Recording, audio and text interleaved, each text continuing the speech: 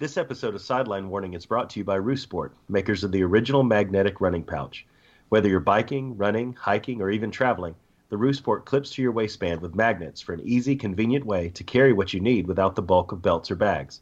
Visit theroosport.com and use the code SIDELINE30, all lowercase, for 30% off their entire product line. Again, that's theroosport.com, promo code SIDELINE30. And now on with the show.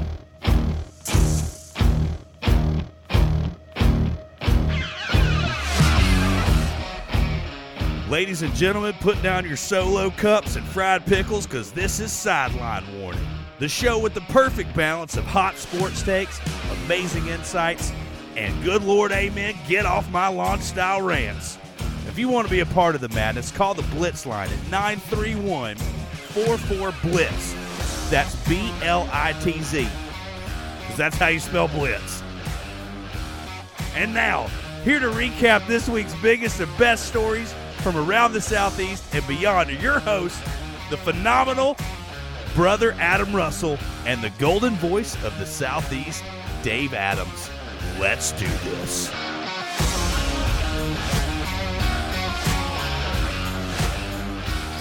And welcome into Sideline Warning, everybody. As always, you've got the one, the only, the golden voice of the Southeast, Dave Adams, coming to you live and in living color from Harvest, Alabama.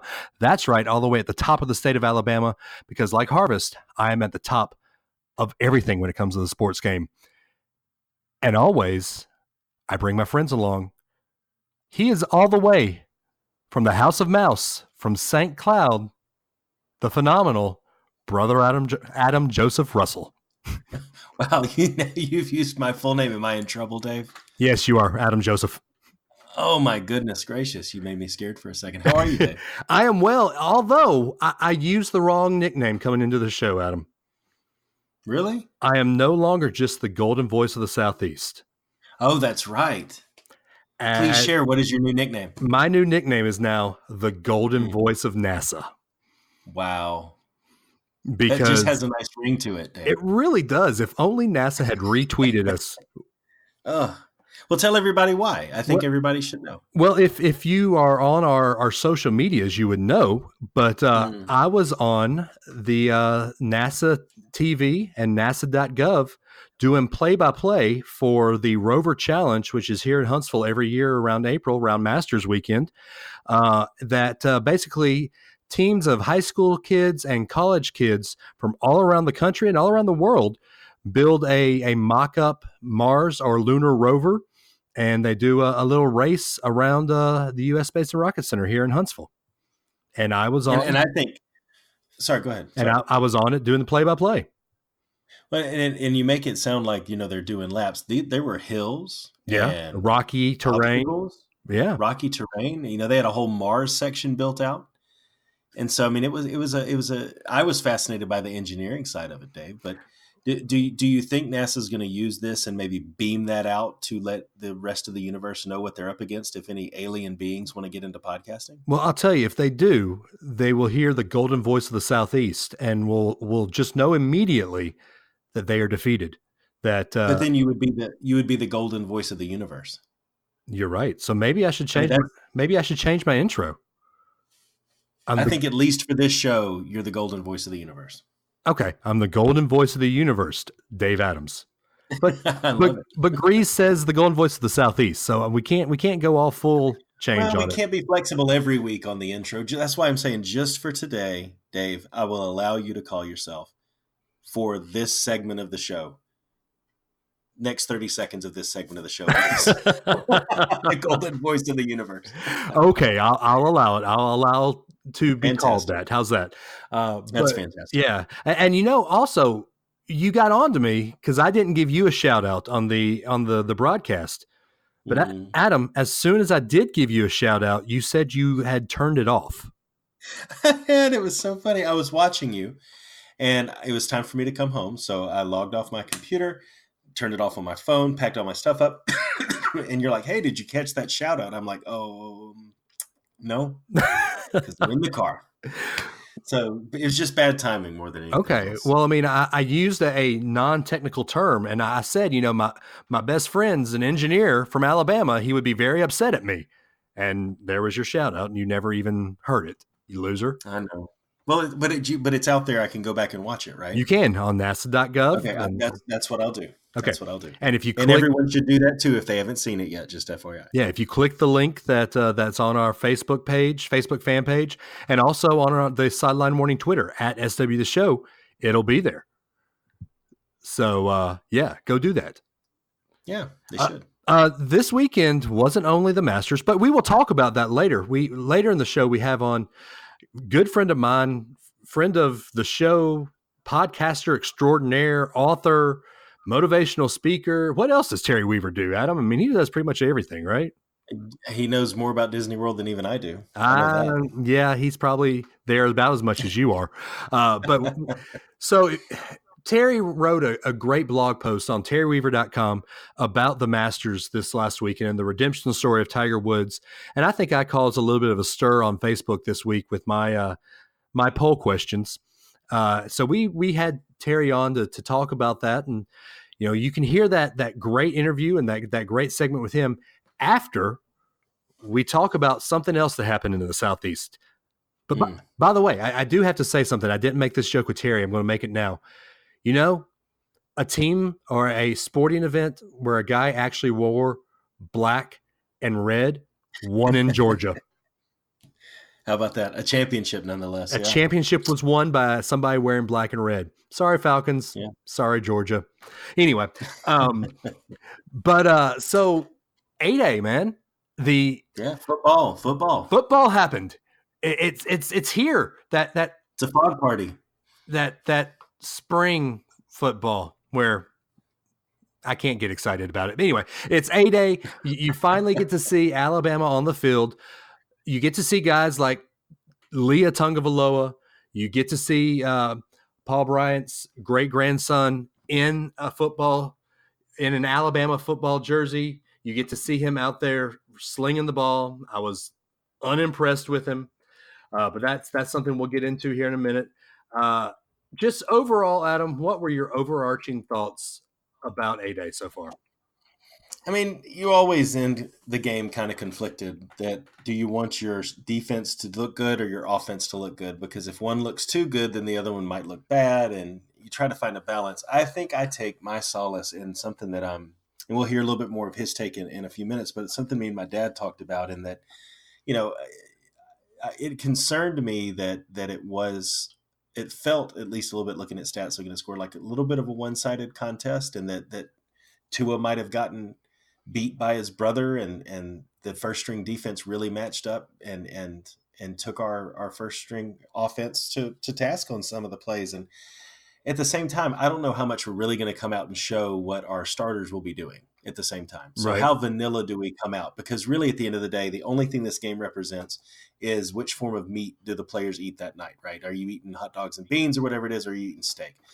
And so I don't know that Nick Saban's really going to open up the playbook just to have Tua eat steak at the end of the day.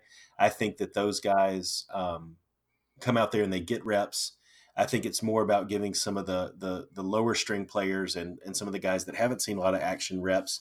But, he knows what spring practices look like up until this point. And if he wasn't happy about it, we would have heard about it, right? So I look at the stats, and overall, I think one of the things that I like seeing about it is we have depth at secondary, maybe it feels like now. Right. Secondary is probably going to be a strength this year. Yep, that might be. I think kicking is still something we got to figure out. Come on, man. Did you see Will Richard? Will was 1 of 1, right? Right. But it was a 43-yarder. What was Bull-of-us? 1 of 3. 1 of 3. Hey, you know what? We were 100% on PATs. There you go. I'll take that as a baby step. Baby steps, right?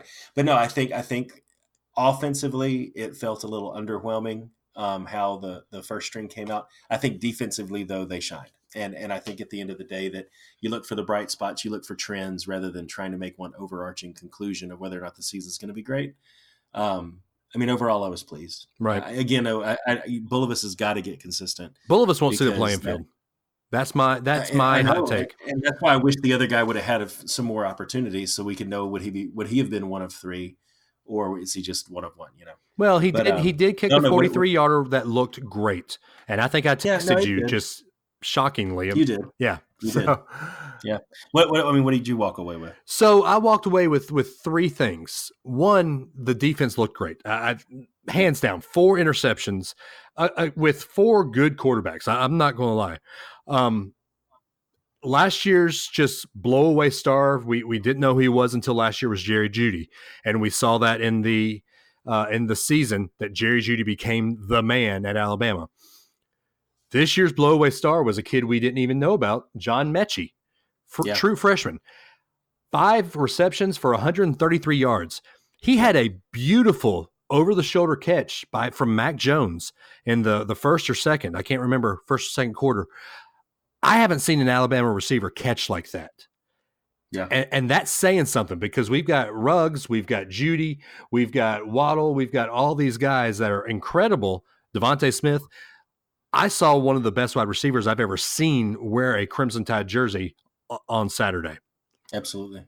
The other thing that shocked me was for the first half of the game, I think, Mac Jones outplayed Tua Tagovailoa.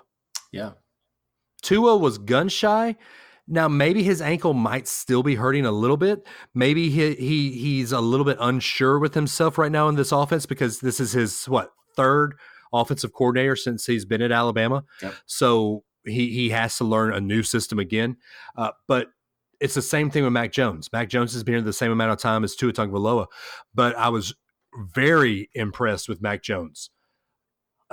If Tua goes down, God forbid, I think we'd be okay with Mac this year. Last year, I was not saying that because Mac came in, and I think you and I both on last year's show said, this ain't the guy.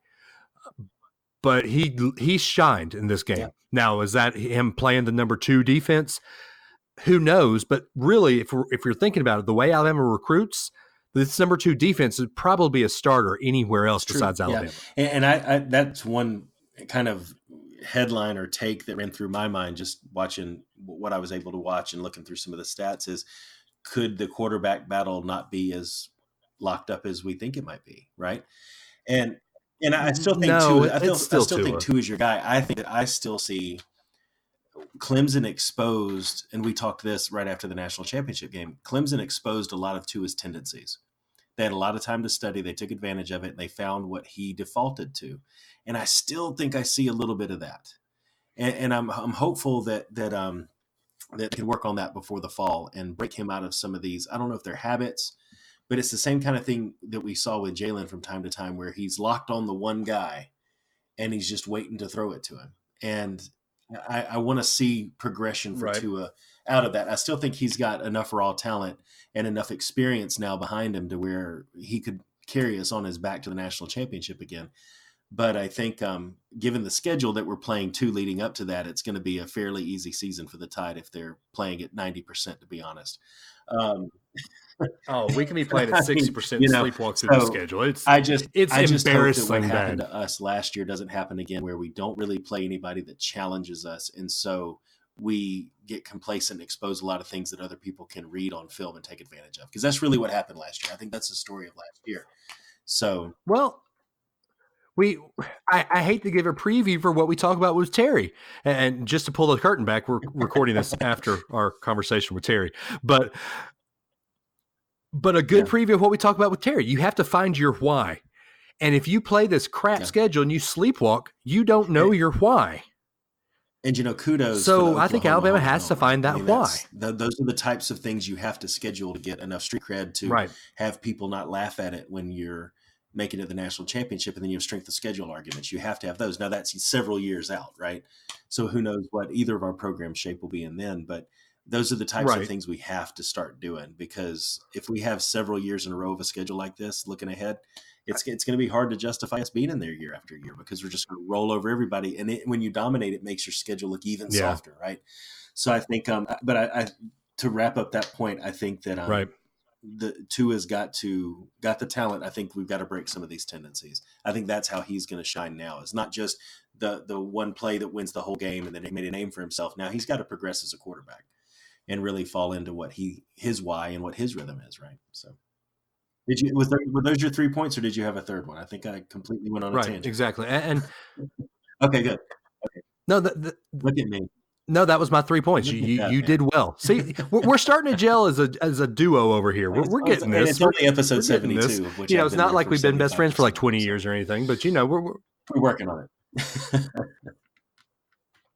hey, you know, we're getting there. Yeah. But speaking of working on it, we did have a caller. Now it's our normal caller. I think your dad had some opinions that he wanted to talk about. And I think listening to the call, I agree with some and I disagree with some. Hey So guys, let's go ahead and play calling your about dad's call here. A-Day game.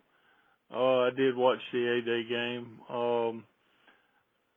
From my point of view, I did see the defense because if you saw Saban's press conference, he was going to put the number one defense against the number one offense, and then the second teams were playing each other.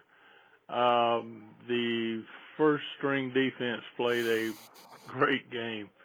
I mean, they stymied the offense. I don't think it was so much that the offense was lackluster as it was the defense played a much better game than the offense did. But as far as the second string, I think with Mac Jones, with his ability, was a lot better. And I just think the second string outplayed the second string defense. So I wouldn't read a whole lot into it. It was just a lot of vanilla things. I did see one thing that I had missed from watching Alabama. They had never run it a whole lot, but was a halfback pass option. So there it is.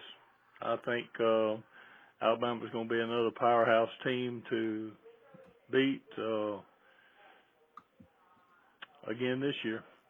Thanks, guy. Bye. You know, that halfback pass option was something really cool to watch. Slade Bolden, I didn't even know who Slade Bolden is. In fact, I'm having to look him up again now. But I believe he played high school quarterback. But that was a beautiful pass. Yeah, it was. And those are those weapons that always help. I mean, in a game against a Clemson or a Georgia or whoever else we're going to face towards the end of the year, LSU, right, Tennessee, those are the things you can break open with, right? They change the feel of a game and the tone of a game, like the onside kick, a few years back.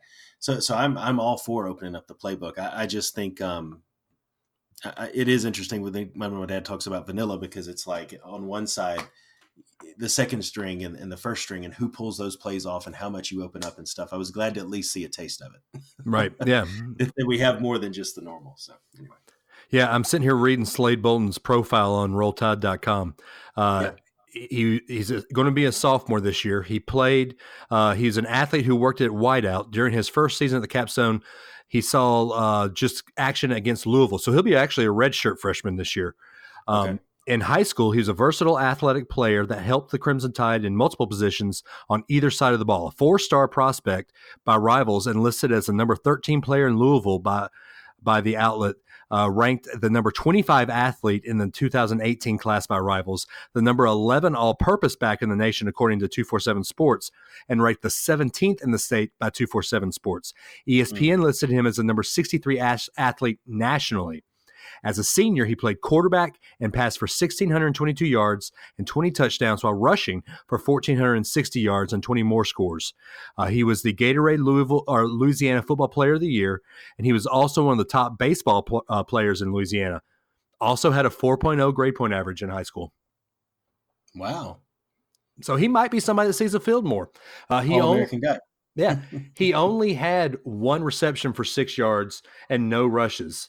And that one pass for 31 yards. So he might be just one of those guys that comes in and just does some trick plays or something fun. Yeah, well, he has enough talent where they can build some things around him, some formations or plays and things like that, and put him in at the right time. Yeah, absolutely.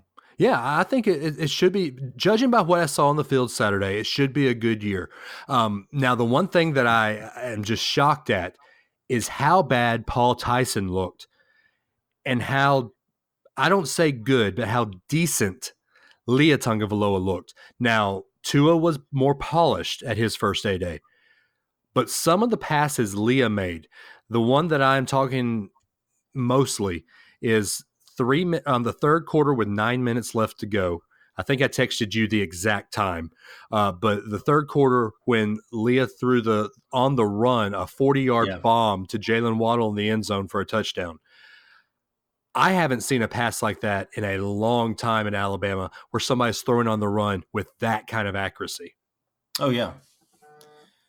So I think that we're in for some good years. I don't know who should be redshirted. I think if Alabama plays their cards right, both Tyson and Leah will be redshirted this year. I hope at least.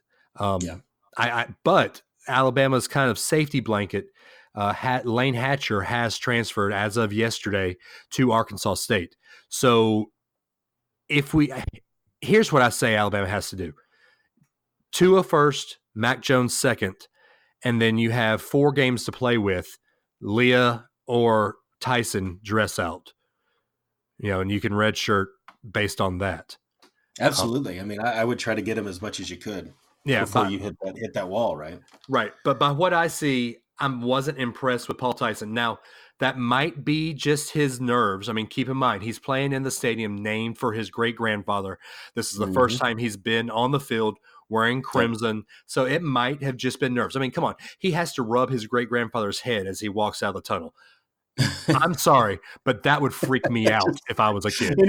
If anybody who might be listening to this who's not a dyed-in-the-wool Alabama fan or knows about college football has a picture in their head I can't even imagine. That's hilarious. It's like an old man sitting in a chair and everybody's rubbing. Anyway, no. So he's frozen like Walt Disney, right? Oh, yeah, exactly. they wheel him out in his cryogenic chamber before every game. So yeah, I mean, I'm with you. I think that it's Tua and Mac 1 and 2 for sure. I'll be interested to see based off of will Paul sit there in the 4 spot if Leah ends up being that good. I get it. You got 4 games, they'll redshirt. Let's say sophomore year rolls around and it's still, will he sit down at the bottom or will he transfer out? Adam, will his grandfather's name be enough? Adam, come on, man. Will his grandfather's name be enough? Yes. You think so? Even if he didn't see a single snap? Yes. Come on. Okay. Jay Barker's son doesn't see us. We didn't even see Jay baby. Barker, We didn't even see. Auburn now. I know, but we didn't even see baby Barker in A-Day. So come on. We'll see. Yeah, he'll still be there. Now, one thing before we get into our ad read, I do want to talk about Nick Saban after the game announcing he has to have a hip surgery. Is this maybe the beginning of the end? Are we starting to see Nick Saban break down, or is this just routine? Hey, he's 60-something years old. He needs a hip surgery. I mean, I think he said it well himself. He's doing this because he doesn't want to coach one more year. He's doing it when he's doing it because he wants to coach for several more years. Right. So I think he sees it as an investment to ensure that he could still do it. If honestly, if he was putting it off and not doing it, I think that would show that it's the beginning of the end for not just necessarily him, but his career at Alabama. So I think that the way he shared it aligns. I think that he's sharing exactly how he feels about it. Okay. But again, you never know. I mean, you could have one routine thing like this that happens that causes something else to happen. And then all of a sudden, there's more complications than there are solutions. And now he's more limited. I mean, you just never know. That's true. But I think he's going into it with the right intentions for what he's saying. So yeah, he's going into with the right intentions. The only thing I'm worried about is this is going to be the negative recruiting. Steve Spurrier talked about it before he left. Said, people are starting to say, look how old he is. He's not going to be there as long as you're going to be there. So this is going to be the opening that people say, look, he has to have hip surgery in the offseason. Do you really think he can keep up with these young kids? I mean, so he's going to see a lot more negative recruiting than he's used to. Yeah.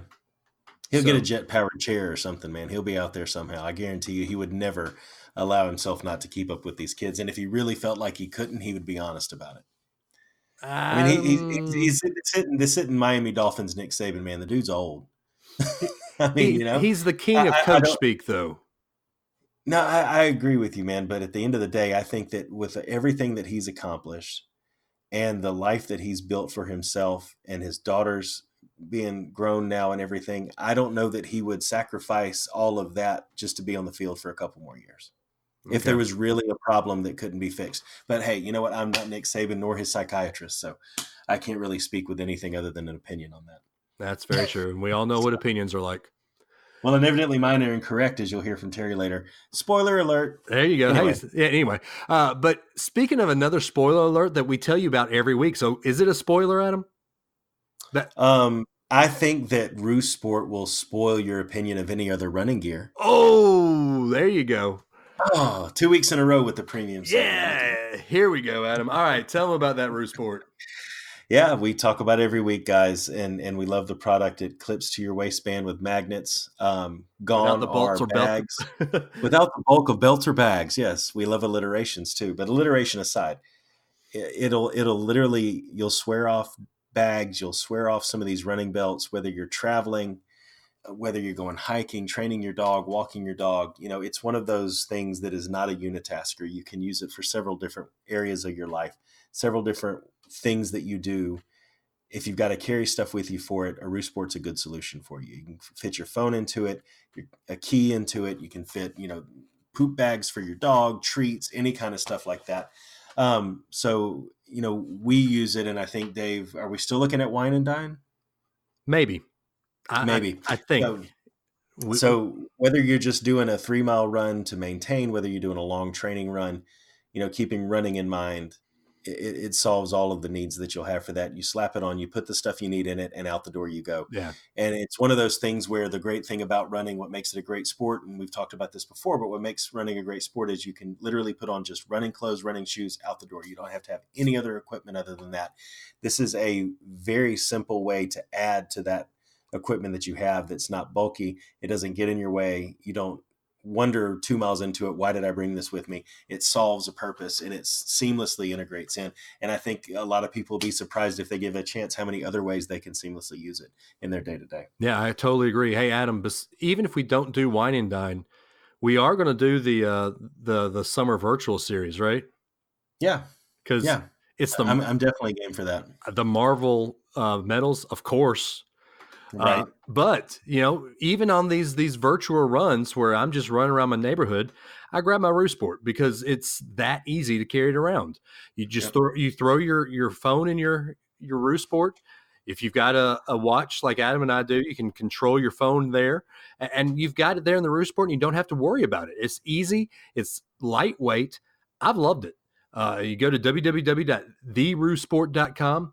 Use that promo code Sideline30 there at checkout, and you get 30% off of it. And there you go. They've got more than just the Roost Sport on their website. They've got those Roo loungers. They've got the battery banks. They've got a bunch of other stuff. Go on there and check them out. Use the promo code Sideline30, and you'll get 30% off of anything you order there. I'll tell you something that I don't want to take 30% off of, though, Adam, is this interview that we're about to hear. Amen, man. We had a lot of fun having Terry Weaver on here just a couple minutes ago, talking Tiger Woods, talking golf, talking everything with him. We don't normally get to talk golf on this show, but I figure Tiger Woods is the greatest golfer of our generation. I don't think there's anybody that can deny that. Our generation being those that grew up, they were in high school and college when Tiger got out and was beginning his popularity. It's because of Tiger. The reason I got into golf, to watching golf at least. I can't play the game of golf because I have a horrible baseball swing. But I believe that Tiger is probably the greatest golfer of our generation. And through all the trial and all the turmoil that he had gone through, to see him win the Masters this week was something noteworthy and something worth talking about. So we have Terry on to talk about that here, and we're going to play that interview for you, and we're going to just talk about golf for the next hour. So guys, we'll see you on the other side here on this interview, and hope you all enjoy it. And welcome back into Sideline Warning, everybody. As we talked about earlier, we have a good friend of mine, Terry Weaver, on the show. Terry's a speaker. He does the podcast on WDW Today. He's got a speaking engagement, a group called The Thing. Terry, welcome into the show, man. How are you doing, man? Man, it's good to be here. I've got my sweet tea poured. I'm ready to talk Southern sports. Have you put down your fried pickles and sweet tea? Yeah, I had some ribs tonight, if that counts. Yeah. That counts. That's awesome. I kind of want some ribs now. A good slab of Pat Martin's barbecue ribs. Oh, Okay, you're speaking my language, Terry. Well, Terry, one of the reasons we love having friends of the show on, but one of the main reasons I've been looking for a way to get you on, because I know you like to come on other people's podcasts. And I think things that happened last week is a perfect way to bring you on. Something happened that hadn't happened in 14 years. And I, for one, am not ashamed to say I shed a tear. And talking with you today, I think you did the same. Tiger Woods won a Masters. Yep. First time in 14 years at the Masters and first time in 10 years to win a major. First off, Terry, tell me just your overall thoughts about Tiger Woods before Sunday. I mean, Tiger Woods, the greatest golfer of our generation. Probably, I'm horrible at golf, but man, I love watching golf. I really love the Masters.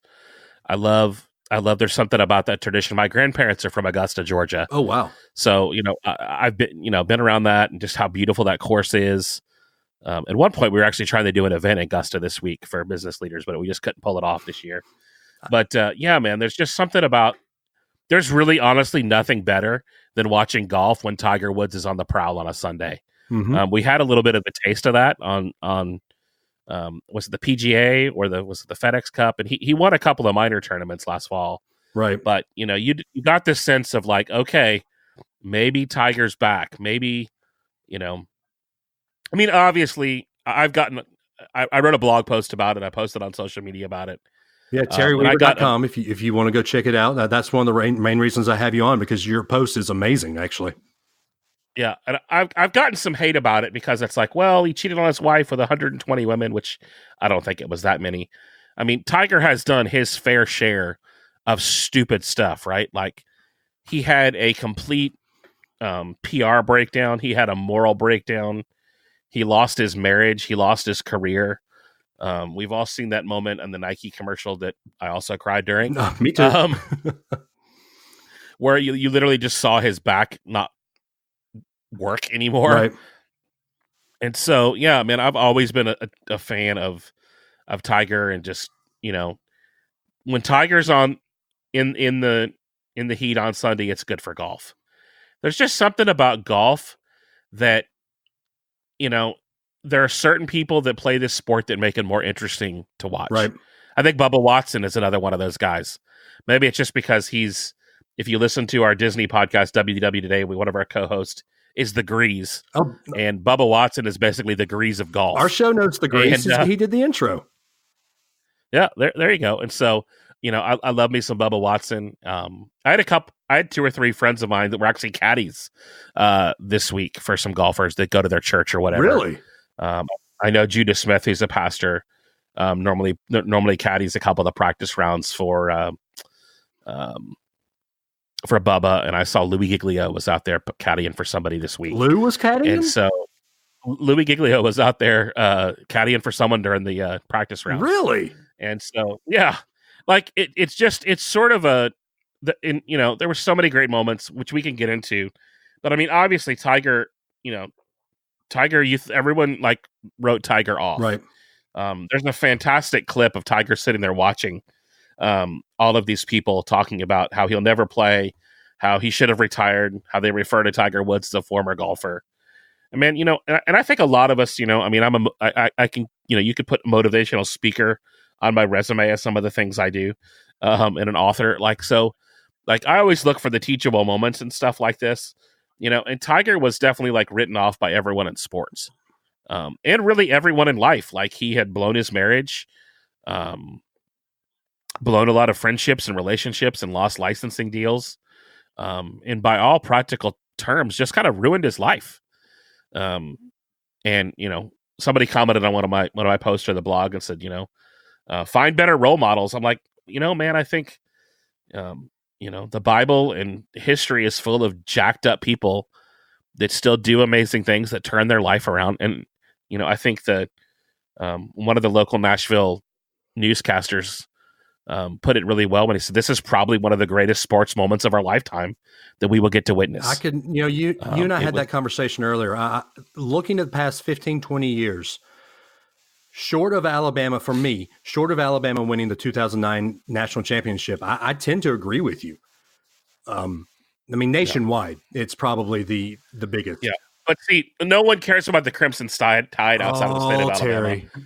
Except for a few weird people, who in Terry. Tennessee. Yeah. You know what kind of podcast you're on, right? I do. And I do want to establish this fact while we're on it, that I constantly I run a survey, and it always ties when I post a survey on Facebook. Who are the most annoying fans? Is it Alabama Crimson Tide football fans, or is it UK Big Blue Nation basketball fans? I'll have to admit this, that I do think you guys lose that race, and I think Big Blue Nation does outachieve you guys on that front. I'll take that. Yeah. I'll take it. I'll take that all day.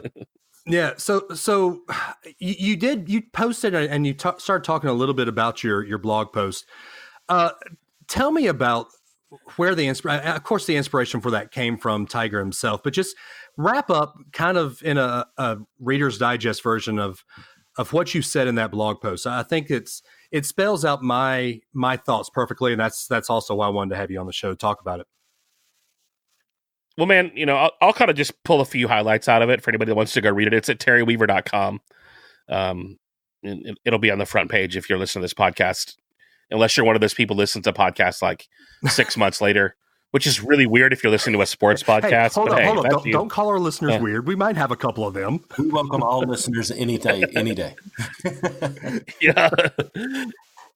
I always I do a podcast called Making Elephants Fly, which is I kind of interview leaders and entrepreneurs. And I saw somebody download an episode from 2014 today, and I'm just like, cool. I don't know what that's about, or if it's remotely relevant. Right? But thanks. Now, granted, they were probably in Mozambique or whatever, anyways. But still a download, still counts. Yes, it's still a check mark. But man, kind of the biggest thing is like, man, I love comeback stories. I love a good comeback. I think, the other sports moment that's sort of like this, I mentioned to you earlier, which if I'm not a huge Peyton Manning fan, but when Peyton Manning came back after literally breaking his neck and winning the Super Bowl with the Broncos, that was a pretty big sports moment. And I think in life, man, who doesn't like, it's sort of like, what Sunday was? Sunday was like a sports movie on television that was real. It was like it played out in real life. Like, because everyone was, the other moment when it happened was when he won that first tournament last fall, and the entire like swarm of people swarmed around him.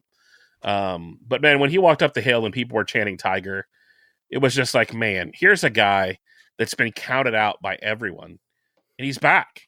And even if he would have lost on that hole, he's still back, right? Like, he's still proved, I still got this thing, guys. I can still compete. And it wasn't exactly like it was like a blowout, right? Like, this was a one stroke win. There was probably, were there probably 12 guys in the hunt on Sunday morning? So I go ahead. Yeah, I made a few. So there were at least, so there were 3 guys behind him tied for second. And it wasn't just, 1 or 2 of the top guys in the world. This was, within striking distance was pretty much everybody in the top 10 in the world. Right. Yeah. There were 4 or 5 master champions. Bubba was in the hunt at one point. What's Kuchar? Kuchar? What's that guy's name? He was definitely he had some. Rory wasn't that far off. There was just it. I watched almost the entire Masters this time. I watched all of Saturday and I watched all of Sunday a little bit. And by the way, if you're a sports fan, even if now that it's over, the Masters app might be the best app in sports history. It was the most pleasant viewing experience I've ever had on an application ever. Like to be able to go in there and the way they've done that, all other sports should take notice.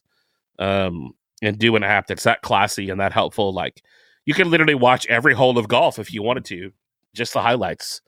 But I made a few points, and I think these apply to sports and they apply to life, that, champions surround themselves with other champions.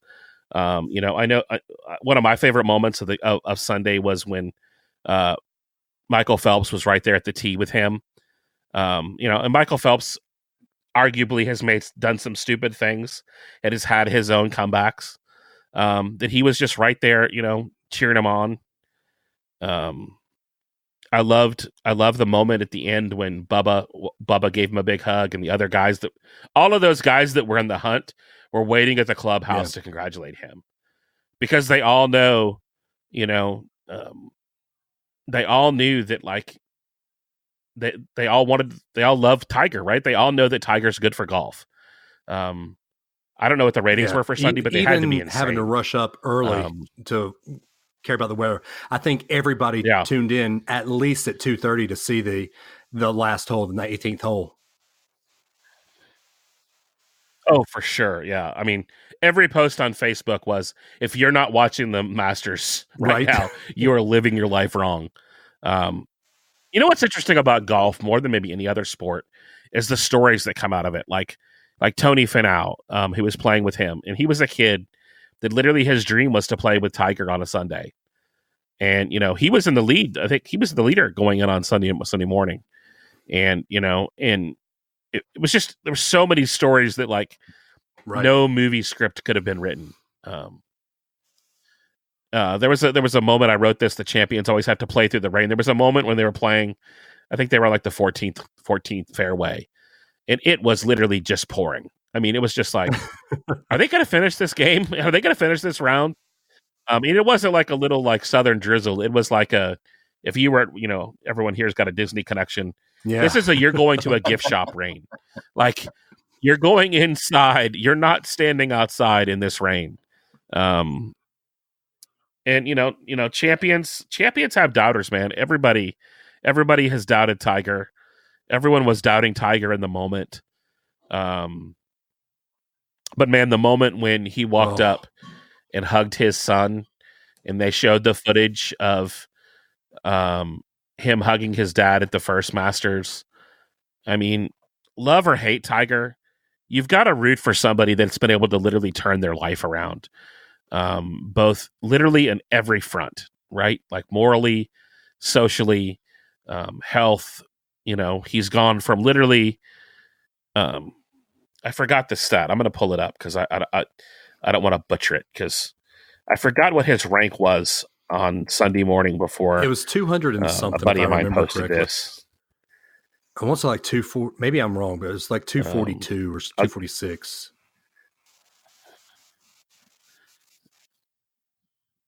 Yeah, in 2017, he was rated 800th in the world. In 2014, he was number 1. 2017, he was 800th. And now he is... I think 10, maybe. What is he back up to? Yeah. And my buddy Tim Sanders, who's a New York Times bestselling author, posted that. And, we were chatting too, just like, man, this is just fun to watch.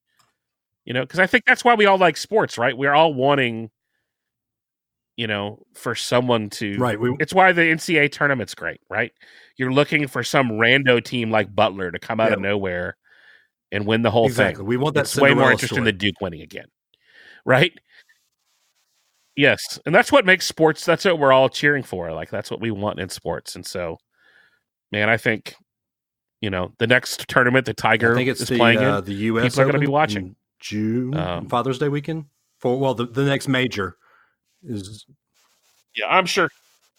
Yeah, I'm sure he's got some minors. I'll tell you, I'm looking at the article right now, or the article or blog post, whatever you want to call it. But I love how you ended it. The champions know what really matters.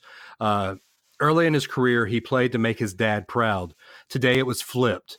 He was a father playing to make his son proud. The sooner you can figure out your why, the sooner you can start winning again. And reading that, I have chills, because that's the story of life, not just sports. That's the story of life. When you can figure out what you're living your life for, be it a goal at work, be it, even larger, figure out that you're living your life for Christ, then you really start doing better in life, because you have a goal, you have a purpose. And I love how you put that in your blog Yeah. post. Yeah. If you're someone that's stuck with that, I know this isn't like a motivational podcast, but there's a book from Simon Sinek called Start With Why. And he has a book actually called a course you can take called Find Your Why. And he has one of the most popular TED Talks ever, based on the idea of like people don't buy from companies because of what they do. They buy why they do. They buy the why. They buy, people go to Walt Disney World because of what it makes. You went to Walt Disney World because what your kids looked when they looked at Mickey's or Cinderella's, that Right. look is what made you go, right? Or whatever. Right. And so, but yeah, man, Tiger clearly, that moment where he embraced, my wife was almost pretty much making fun of me. She's like, is your voice breaking right now? Because we were eating lunch and I got up and stood in front of the living room TV and like, I couldn't talk. I was just, I wanted that moment for him so bad. I mean, could you just imagine that the weight that he had on his shoulders that got released in that moment? Yeah. I mean, it had to be, crazy. Yeah. Like I can't imagine. Yeah. So I want to get, this is another, so I posted a poll on my Facebook page and on Sideline Warning's Facebook page and 3 or 4 different groups. Just because I wanted to see what most people thought. Is Tiger good for golf? Is Tiger in the Hunt, is it good for golf? Or does golf need Tiger? And surprisingly, I got people saying, no, golf doesn't need Tiger in the Hunt. I mean, it was about 78% to 22% saying that golf needs Tiger and Tiger needs golf. But my co-host on the other side, who's been quiet this whole time, Terry. I was ready to bring him in. Yeah. Well, here's what I would tell you. I've really been letting Terry talk about his article. I've been trying to be polite, Dave. Well, there's a lot of, here's the thing with opinions. There are some of us that have opinions that are just opinions. And there's some of us that have opinions and we're just correct. Right. And you and I are the correct ones. There are 20% of the people that are wrong. There's no theory where Tiger in the Hunt isn't good for golf. I mean, let's be honest. Golf is a bunch of middle-aged white dudes swinging sticks for the most part. So to have somebody on the field that's not a middle-aged white dude is good for the sport, right? Like it's good that there's some diversity and it's good. And honestly, I think golf, because of Tiger, is probably more diversified than it's ever been. Like there's a lot of international guys that are coming up. There's a lot of young guys. I mean, if we're going to talk about Masters and Tiger, let's not ignore the fact. I wish she would have been in Butler Cabin, but I watched the Sunday of the girls tournament, women's tournament last weekend. To have women playing in an amateur tournament at Augusta National, there were years ago where if you weren't a white male, you couldn't be a member of the Augusta National course, right? Like, and so it's definitely fantastic for a week that that women's golf was celebrated. And I'll be honest, when those girls, had Tiger not been there in the Hunt, it would have probably been a better finish than the guys had. Yeah, I agree. Because that was fantastic golf too. There was a couple of them that were just absolutely remarkable. And it went down to the last couple holes too. So yeah, I don't see a scenario where Tiger Woods being on the top 5 on a Sunday is bad for golf. I think the ratings would prove that. Right. You'd be hard to make an argument that it's not good for golf unless you're just an old grumpy person that wants to complain about everything. Well, with that, let's bring Adam in. That's not too far from how Dave and I can be on the show sometimes, Terry. You hit us right on the head with that one. I honestly, though, I see it as 3 separate questions, Dave. And maybe this sounds like a cop-out, but I see it as 3 separate questions. Is Tiger good for the game of golf overall? Absolutely. He brings viewers. He brings the casual folks who kind of nip at the edges of golf into where they're watching a whole weekend's worth of coverage. We're having a conversation on our show in depth about golf when I think we've only mentioned golf before when Alabama guys were in the hunt right. for majors, right? So it being good for golf, I think that goes without a question. I think that's absolutely true. Does golf need Tiger? I don't know. And maybe a lot of it has to do with the impact that he's already made on the game, because you talk about it, Terry, with the diversity and things like that. I don't know at this point if golf needs Tiger. I think that the sport itself has its core group of fans that it will always appeal to, that will follow it no matter who is there. I think ESPN needs Tiger, and I think Nike Golf and their arm needs Tiger. And I think all of these ancillary businesses that have built off of the core need him more than golf needs Tiger. So the third piece of it, I'll say, David, I know one of your polls branched off into this a little bit, is does golf need Tiger because he's not a good person? Right? If I went to work and my evaluation of my profession was based not only on my results at my desk, but also who I was at home, there would be a number of people in everyday life that would be ostracized from their jobs and given poor performance ratings for things other than their performance on the field. Did Tiger have a tough run of luck? Do people, Dave, has he been rude to their kids and stuff like that? Yeah. Anybody who's gone through the stuff he's been through is not going to have a pleasant conversation with everybody he's ever come across, right? But for me, the turnaround makes the difference in that regard. And yes, what he did and everything like that. And you've got a couple of folks we talked about, Dave. I'll let you bring in that side of the topic. But compared to other people who have done stuff, is it worse or better or the same? I think at the end of the day, he brought a compelling story, like Terry said, to the forefront and brought a sport back to a lot of people who haven't talked about it for a couple of years. But we talked, Dave, about NASCAR as a kind of it's a good barometer, point, right? Because you talked about the Earnhardt and Jeff Gordon, and Tiger Woods is that for golf. I agree with that to an extent. I disagree with that to an extent, because golf has had Jordan Spieth and Bubba Watson, and still really cool stories and really cool things to watch that have come out of a lot of majors since Tiger hasn't been that effective on the course. NASCAR, you've got young faces that are moving around. They're switching teams every 2 years. They're not building the loyalty to a car brand or the loyalty to a sponsor or the loyalty to a racing team. That really was what fueled a lot of the popularity in the 80s and 90s of NASCAR, was I'm a Chevy guy, or I only use Goodwrench parts because that's what Dale Earnhardt drives, right? Now everybody's moving around so much and it changes year to year. One of the driving things behind it is gone now. But I think you've got enough young faces. And the point you brought up, Terry, of everybody coming around and hugging him and high-fiving him and celebrating him. I think the fact that those new people who have come since Tiger hasn't been as great as he used to be, who have driven the sport in his absence, welcoming him back in like that. To go back to another NASCAR reference, Dave, it feels like when Dale won 98 in Daytona. Everybody lined up. It had that.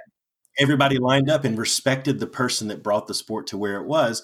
But I think they're able, once he finally does fully retire, I think they're able to drive the core of the sport much better than, if you look at NASCAR, the drivers of that sport are today. So personally, I'd say core golf doesn't need Tiger. The ancillary parts of golf and the casual fan wants Tiger. I think golf will be fine without him. I think that we should congratulate him on making it as far as he did in his personal life, and we should use that as an inspiration. And honestly, if you're looking to people like Tiger Woods as your role models at the end of the day, you talked about needing better role models. There are tons of better people you could choose than most people in the sports world. Yeah, let's not go to sports. And you can apply that across the board. Yeah. So I think we agree more than we disagree. I just don't necessarily think that golf needs him to maintain its popularity with the core folks and to stay popular. So here's your top 10 in golf right now. Okay. Get a pillow out, because this big old Dustin Johnson, DJ. Okay. Yeah. Congratulations. He's your number one golfer. Justin Rose. I don't know him from Adam. From Adam Southcutt. Yep, he's your number two golfer. Brooks Koepka. You got Rory at number 4. There's your first kind of like, okay, that guy's interesting. Yeah. Justin Thomas. Don't say anything about Justin. Don't say anything about Justin. Roll Tide. Yeah. Tiger Woods, y'all, at number 6. Okay. Francesco Molinari. Yeah. I'm guessing Francesco's in his 30s or 40s, and he's from Italy. Bryson DeChambeau. Who? Xander Schauffele, who was one of the guys that was in the charge. and Ricky Fowler. Okay, so I've That's your heard top 10. of probably about 30 to 40% of those. Right. And so, I think what's interesting, I don't know if you saw the match play thing that Phil Mickelson and Tiger did last year. I watched a little where bit they of sort it. of, yeah, I think, I think golf needs kind of a reboot. Right. I mean, watching a sport, people watch sport, like the Masters is actually a bigger thing to watch than golf the sport is, right? Like it's kind of become bigger than the sport. Kind of like Super Bowl. The Super Bowl has become for football. Right. Honestly, I think the commercials have become bigger than the Super Bowl, but that's a completely different conversation. I agree. This we're talking sports, I think as a whole, you even mentioned the better role model thing. I think there's a certain sense of I think people are sort of getting fed up with sports as there's a lot of fatigue. There's fatigue of the NBA. There's no argument there. Right. Yeah. A lot of the really interesting players are retiring. Kids go and play 1 year in college and then they're off to the races. And so, I think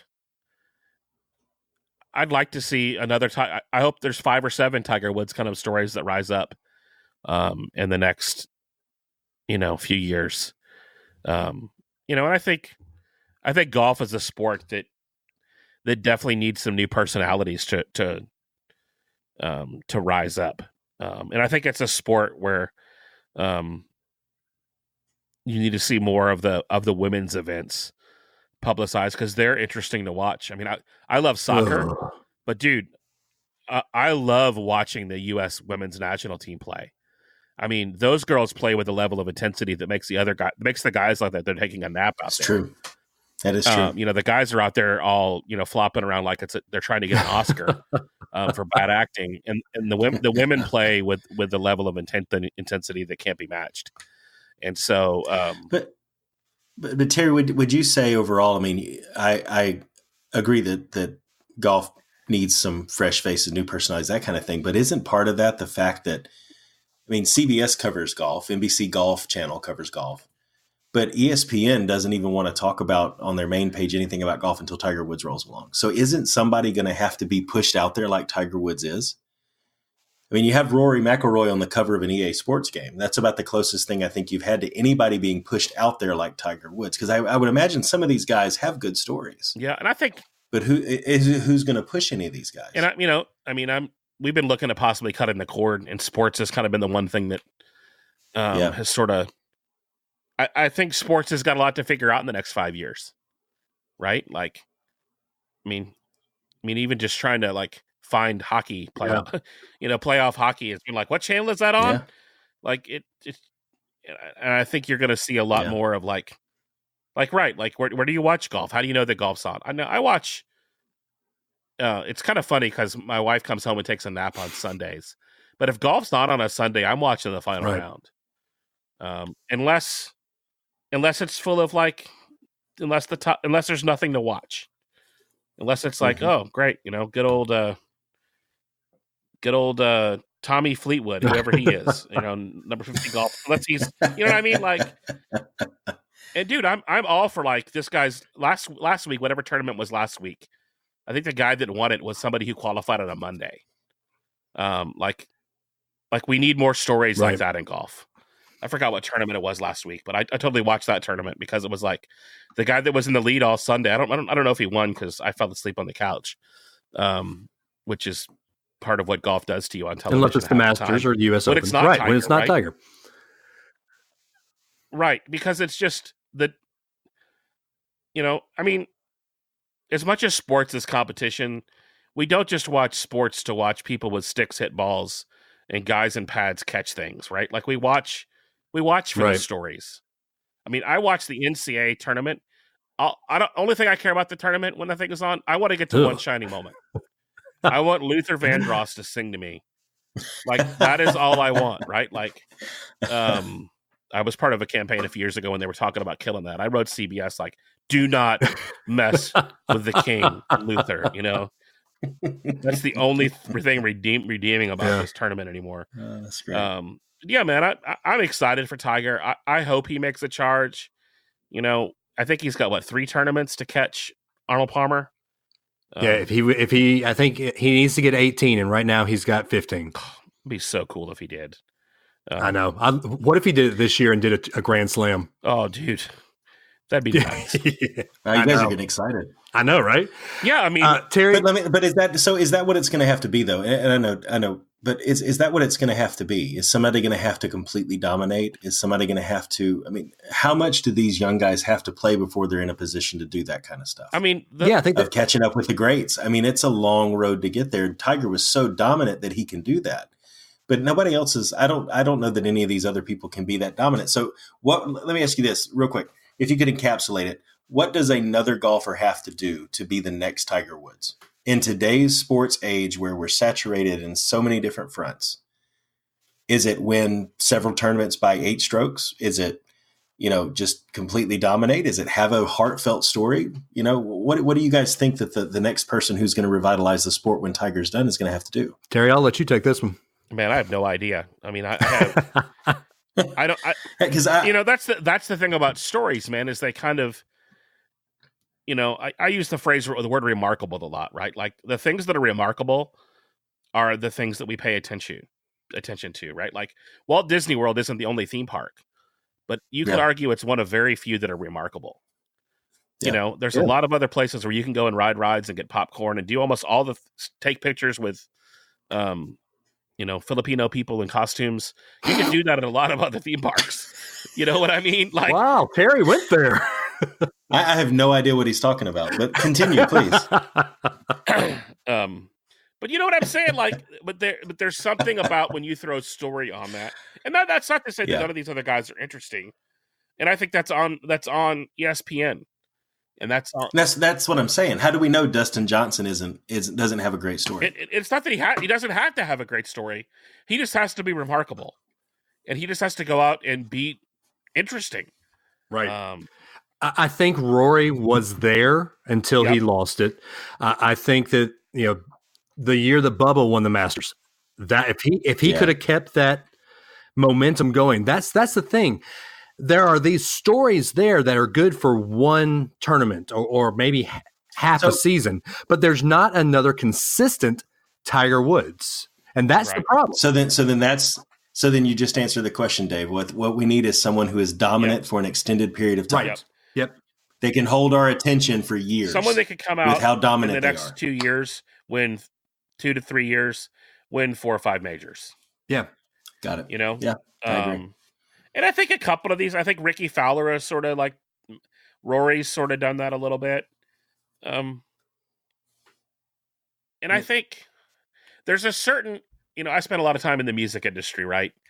Doing artist management and in artist development.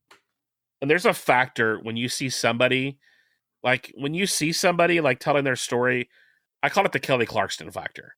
When you see Kelly Clarkson on television and she starts talking about her life and you watch her on The Voice or whatever, or, if you're a good old boy, Blake Shelton, like you hear him talk and it's like, you kind of want that dude to win. Right. Like, you feel like he's like you and you'd hang out with him. And I think there's a certain element of like, Tiger Woods was for a lot of people, he represents something that no one that was like him ever did, right? And so he did something remarkable. He did something that seemed unattainable. I mean, Bubba definitely had a little of that, but I can't write the story. That's the beauty of sports. Is somebody's got to come out of nowhere and maybe it's number 40 in the world, Hendrik Stenson from Sweden, that's going to do it. I don't know. Right. Well, it's like last year's in the tournament. No one really could have written Loyola Marymount going to the Final Four, but golf would need a story like that to take over what Tiger has done over the past 20 years, I'd say. Well, But I think that's the beauty of the tournament, though, is that every year you get a fresh slate of 64, 68, Right. however many, right?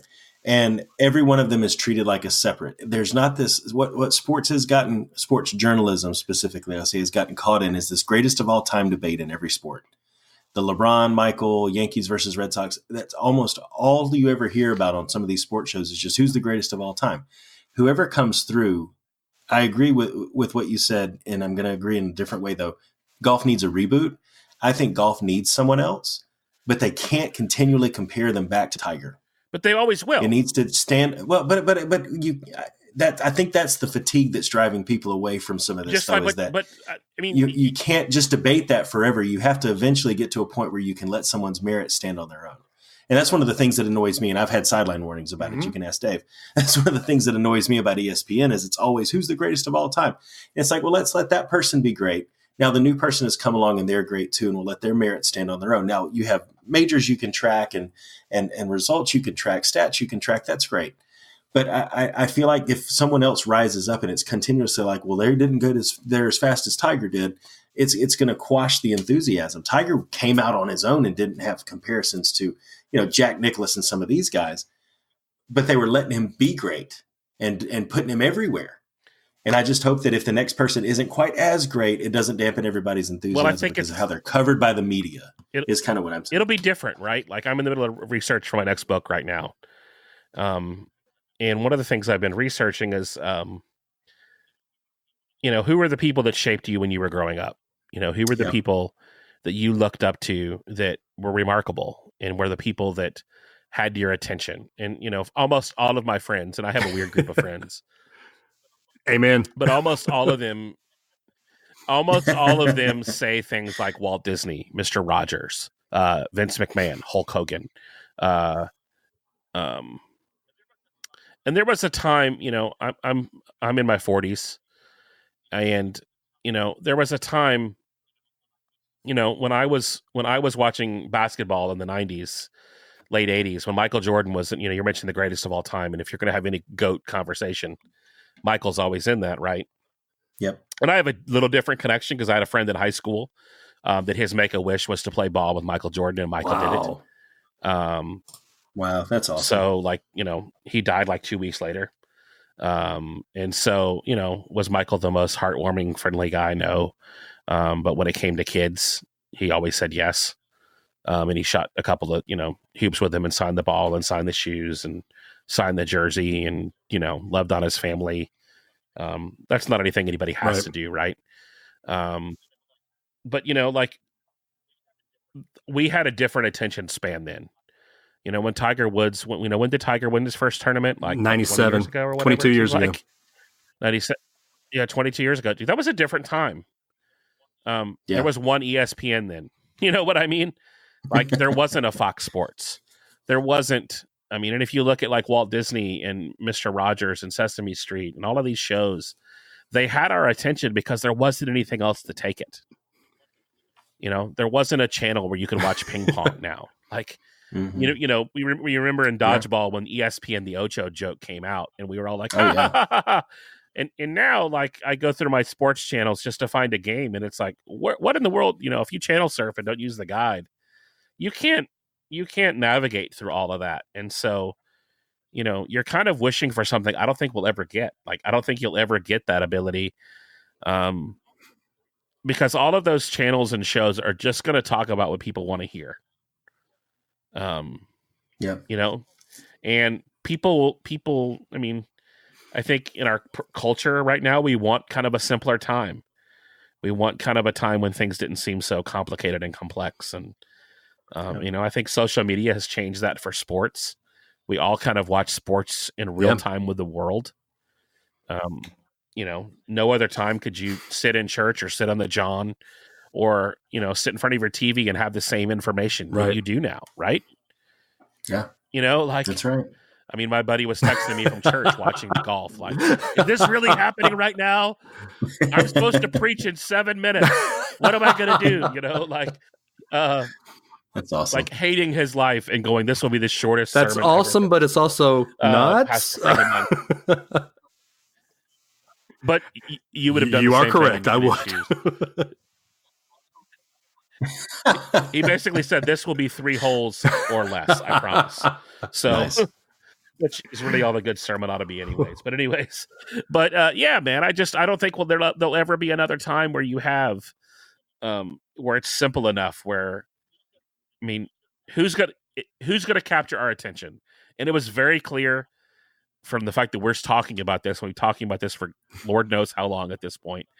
Tiger Woods got all our attention again.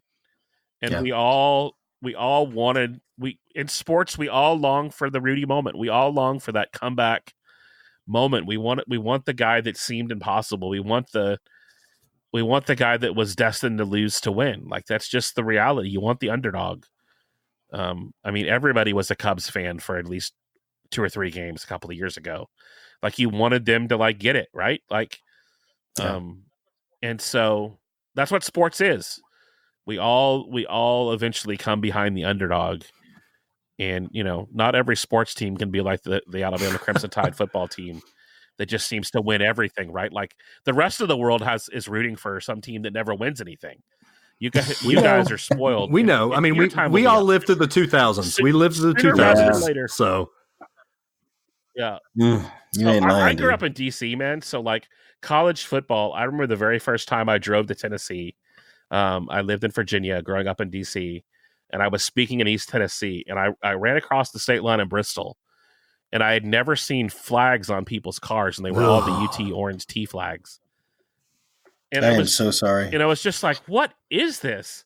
Why are people decorating their car on a Saturday? What is happening right now? And so, we all have to admit that the South is a weird place to live when it comes to sports. It's in a little bubble. So, and I got to that town. And people had, there's a guy there that the little town that I was speaking in at the time. There was a UT Bug, and somebody had a minivan or their conversion van that was UT. Like, dude, like, it was everywhere. That's like, did you go to college? No, I didn't go to UT. I lived 100 miles from the school, and it's in my school the whole time. I'm like, that's weird, but I don't like college sports is a thing. Like, it's never like resonated with me. A little more now that there's a college football playoff, which, although that doesn't seem to matter either. Like, I don't think that's done anything.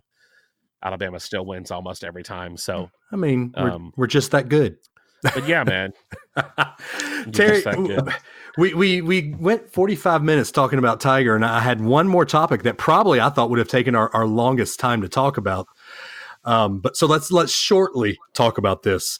And I think we almost touched on it a little bit. We talk about role models, and we talk about people forgiving the quote unquote heroes of sports. We're all 3 big, huge Braves fans, and I would it'd be fair to say that we're all big Chipper Jones fans. Well, right? Chipper Jones is a horrible human being. Cheated. I mean, it's known if you've read his book, he's a horrible human being. He's moved on, but he's a horrible human being when he played ball. Michael Jordan, the greatest of all time. Was a horrible human being. I mean, he allegedly had to quit basketball because of gambling problems. And he has been known to be a dick to people, but we forgive him because he's the greatest of all time. But Tiger Woods, on the other hand, why are people finding it so hard to forgive Tiger Woods and say, yes, he is the greatest of all time? Why is it that Tiger doesn't get the pass that the Chipper Joneses and the Michael Jordans and all those guys get? Because they're not as invested in golf as they are their other sports. Tiger's not tied to a city or a college. I mean, Jordan, you could never talk to a UNC fan and get them to ever say anything negative about Michael Jordan, right? Yeah, true. He's hitting all your buttons today. This is awesome. He is, isn't he? He nailed you on that one too. I mean, you just couldn't, right? Like, there's no way. But yeah, I mean, it's exactly like being there with Chipper, the same thing. Like, man, I may or may not have owned a Chipper jersey at one point in time in my life, right? Like, and so I still have it. It's hanging up in my closet right now. As it should be on your wall. But I wear it every now and then. And the thing is like, I remember being at spring training a few years ago, I think it was actually the first time we went. We just got random seats, and I didn't know that I got the seat next to the boxes. And it was the year that Bobby Cox had retired. And I got to talk to Bobby for a little bit. And lucky. And nicest guy in the world. He signed anything and everything that anybody brought to them. He only wouldn't do that when the game was on. Like, he's like, I'm here to watch the game. But in between innings, or when the other team was, when there's nothing going on, which in preseason, in spring training baseball, there's a lot of that.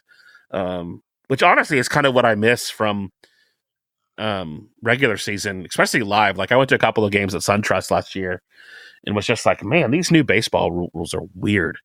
They're horrible. Yeah, like it for a TV fan, they might make it a little better, but in the stands as a fan, it's a lot less fun to watch. To answer your question is I don't know. I don't know why it is. I think it really does come down to like the city, man.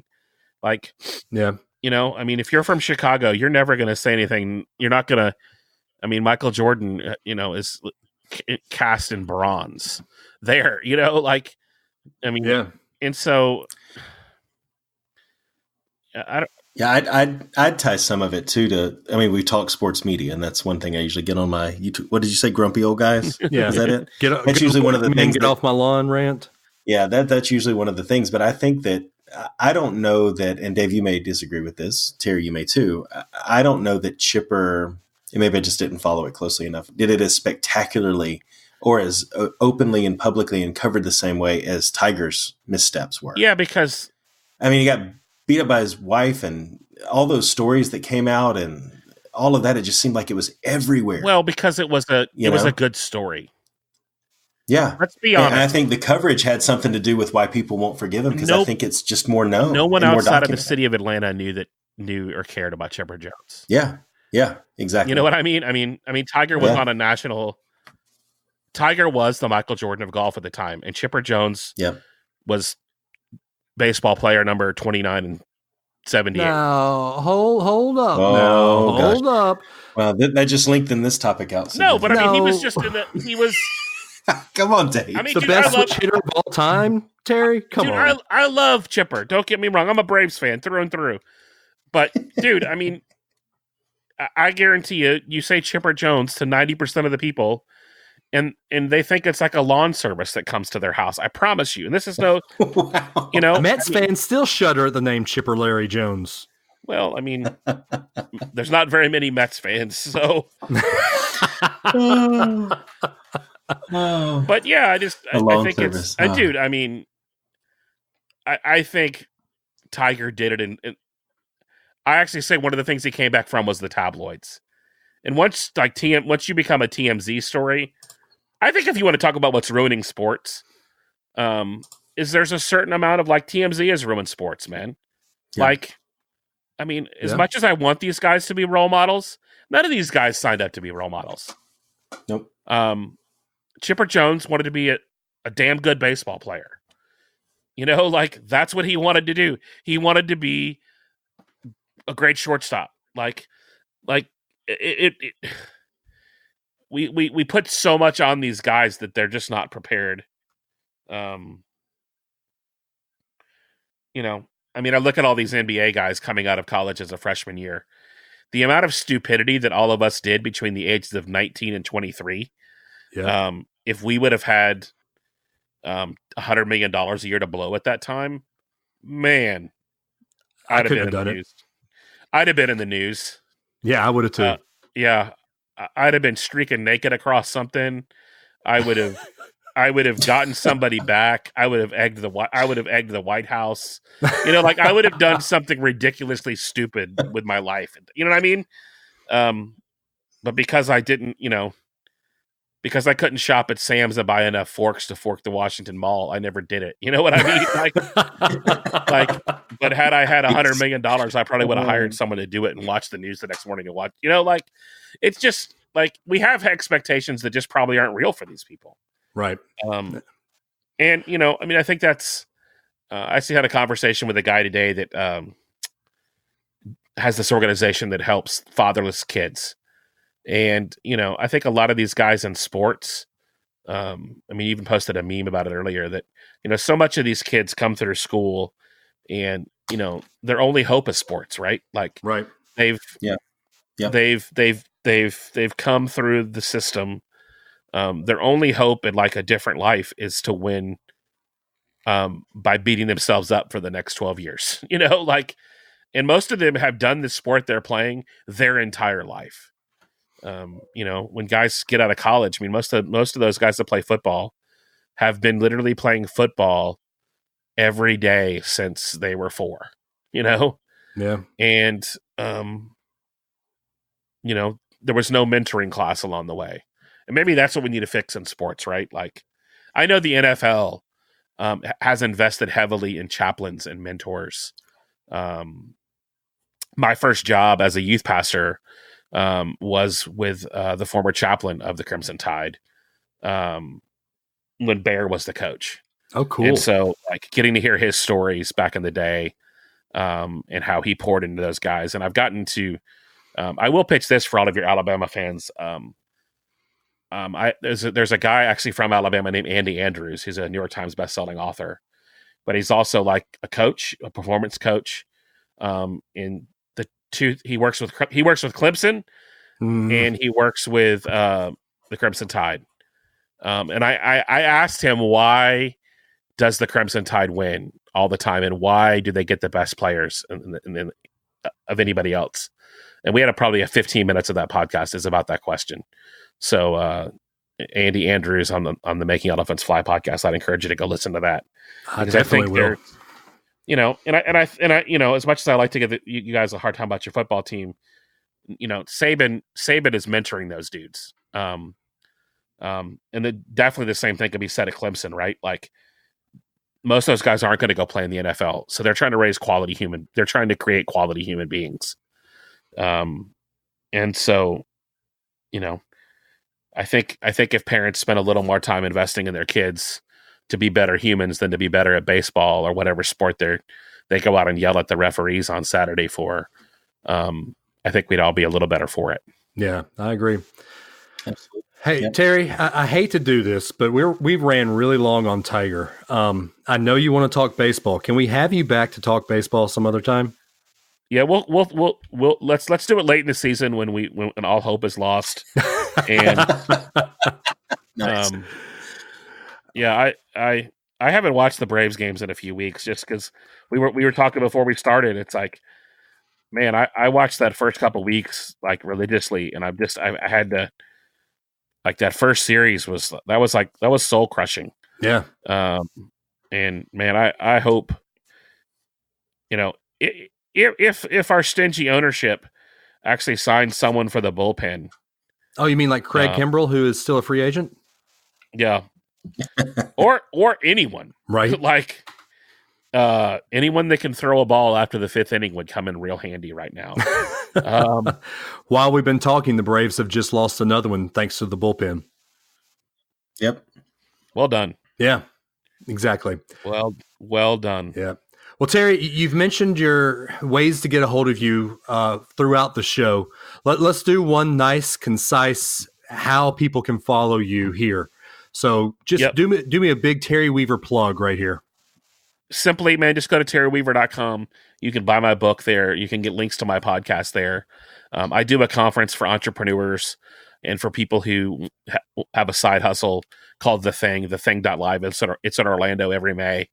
We're gonna do a couple of one days around the country. But yeah, man, those are the places. terryweaver.com is probably the best place to go, and it links to all my social media and all that stuff, man. Awesome, man. Also, you can listen to him also on the When Elephants Fly or Elephants Fly? Making Elephants Fly. I knew it was one of those. Making Elephants Fly podcast, and also the WDW Today podcast with the Grees and Logan Seculo, who have all been on the show before. Matt Lott and Will Haynes has not been on the show, but great Disney podcast to listen to. I don't think Matt Lott has ever seen a sporting event. Are you serious? Well, Dojo Pro. He helped with Dojo Pro. Yeah. No, so he's never seen a sporting event. Hold up. Yeah, okay. It's real to me. Come on, I had to get that it's in there. It's still real to me, dang it. Anyway, all right. Well, Terry, we appreciate having you on, man. And like I said, when the Braves are in first place by a long shot in the Phillies at the end of the season, we'll have you back on and we'll talk baseball. Yeah, so that's never going to happen. You know what's interesting about the Braves, as we're wrapping this joker up, is, I went to opening weekend at SunTrust last year, which I still don't really I still haven't figured out why we built that ballpark, but that's a completely different conversation. Because the parking was much easier at the other ballpark, right? Which is one of the reasons why they're like, hey, we need to do a ballpark. I'm like, yeah, I parked 100 yards from the building last time I went to, Turner. It wasn't in my favorite part of town, but SunTrust, I had to walk across the interstate to get there. And past several stores. Oh, yeah. And don't get Adam started on the battery. Oh, yeah. I mean, dude, it's a beautiful stadium. The battery's kind of cool. Seeing the Comcast logo everywhere is kind of makes me angry and brings up a lot of bitterness in my life. I don't know why they moved there, but I did find myself sitting in the stands. They won the game I went to like 9-2 because it just came. It was this time last year was the first weekend at SunTrust because they were pretty late in the season. But when I went to that game, I wasn't prepared for the Braves to beat any kind of a team last year. So I'm hoping they turn it around, man, and we'll be playing in October again. But if we don't get some bullpen, I'm not holding my breath. Yeah, same here. Well, like I said, we appreciate you coming on, man, and we'll have you on again to talk Braves here shortly or in the near future. How's that?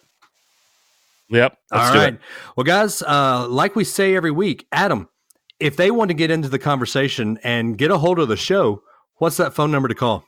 Yeah, it's 931-44-BLITZ. Give that number a call. It's our Google Voice number. You'll hear a brief message from Google, one of their pre-recorded stuff, and then you'll hear our message. And right after that beep, just leave whatever it is you got, a take, a question, something you just want to get on your good Lord, get off my lawn rants about. Just leave the message there. We'll play it on the show like we do every week, and we'll give it some love and some airtime. Yeah, especially if they're calling in to say how wrong Adam's opinion is and how right mine and Terry's opinion is. We will definitely give that a lot of airtime. But also, if you want to get a hold of the show and talk with some of the co-hosts on Twitter, I am at dadams419. He is at RunTideRun. The show is at SW The Show. Find us on Facebook. We're all facebook.com/SW Show. Join the Facebook fan group, Sideline Warning fan group. We're on Instagram, all that stuff. And join us there. But guys, we say it every week and we do truly mean it. I know it sounds cliche, but we do mean it. We love you guys. We'll see y'all next week. Roll Tide and chop on. See y'all next week.